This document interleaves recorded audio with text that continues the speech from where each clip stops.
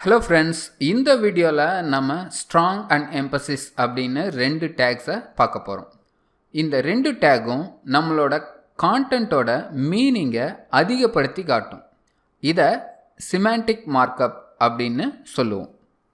ஒரு sign board இருக்குது. அதில் no trespassing beware of tax அப்படின்னு ஒரு சென்டென்ஸ் இருக்குது. இதில் நாம் பிவேர் அப்படிங்கிறத அழுத்தி சொல்லணும்னு நினைப்போம். இப்படி அழுத்தமாக ஒரு வார்த்தையை சொல்கிறதுக்காக ஸ்ட்ராங் அப்படிங்கிற டேகை யூஸ் பண்ணணும். India won the gold medal அப்படின்னு ஒரு சென்டென்ஸ் இருக்குது. இதை மற்ற நாட்டுக்காரங்க சொல்கிறதா இருந்தால் அவங்க இந்தியா அப்படிங்கிற வார்த்தைக்கு முக்கியத்துவம் கொடுப்பாங்க. அதே நாம் சொல்கிறதா இருந்தால் கோல்டு மெடல் அப்படிங்கிறதுக்கு இம்பார்ட்டன்ஸ் தருவோம்.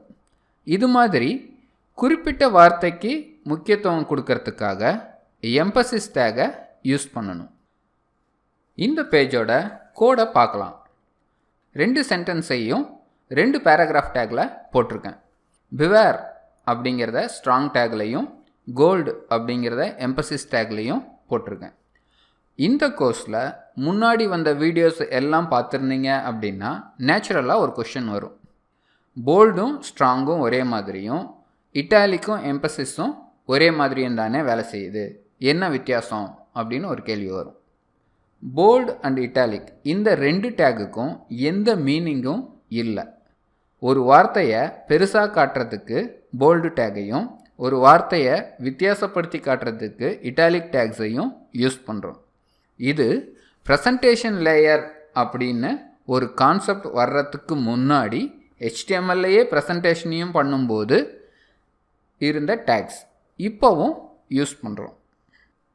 ஸ்ட்ராங் அண்ட் எம்பசிஸ் அப்படிங்கிறது சிமான்டிக் மார்க்கப், ஒரு வார்த்தையோட அர்த்தத்தை கூட்டி சொல்கிறது. பிவேர் அப்படிங்கிறத ஸ்ட்ராங் டேக்கில் போடும்போது ஜாக்கிரதையாக இருங்க அப்படின்னு அழுத்தம் கொடுத்து சொல்கிறோம். அதே மாதிரி India won the gold medal அப்படிங்கும்போது நாம் இந்தியாவுக்கும் இம்பார்ட்டன்ஸ் கொடுக்கலாம் அல்லது கோல்டு மெடலுக்கும் இம்பார்ட்டன்ஸ் கொடுக்கலாம். இப்போது எக்ஸசைஸ் டைம். ஸ்க்ரீனில் பார்க்குற வெப்பேஜை நீங்கள் கோட் பண்ணணும்.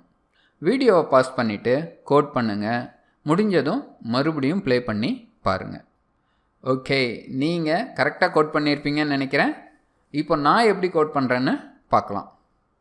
இங்கே smoking is injurious to health, smoking kills அப்படிங்கிற சென்டென்ஸில் கில்ஸ் அப்படிங்கிற வார்த்தைக்கு இம்பார்ட்டன்ஸ் கொடுத்து அழுத்தி சொல்லணும்னு நினைக்கிறேன்.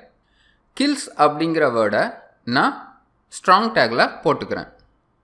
அடுத்து India won the gold medal in Olympics அப்படின்னு ஒரு சென்டென்ஸ் இருக்குது. இதை நாம் சொல்லும்போது கோல்டு மெடலுக்கு இம்பார்ட்டன்ஸ் தரலாம், இல்லைன்னா ஒலிம்பிக்ஸ்க்கு கூட இம்பார்ட்டன்ஸ் கொடுக்கலாம். ஏன்னா நம்ம ஏஷியன் கேம்ஸ்லையும் காமன்வெல்த் கேம்ஸ்லையும் நிறைய கோல்டு மெடல்ஸ் ஜெயிக்கிறோம். அப்படிங்கிறதால ஒலிம்பிக்ஸ்க்கு இம்பார்ட்டன்ஸ் கொடுத்து ப்ரெஸ் பண்ணி சொல்லலாம். ரெண்டு பேராகிராஃபில் ரெண்டு சென்டென்ஸ் போட்டிருக்கேன்.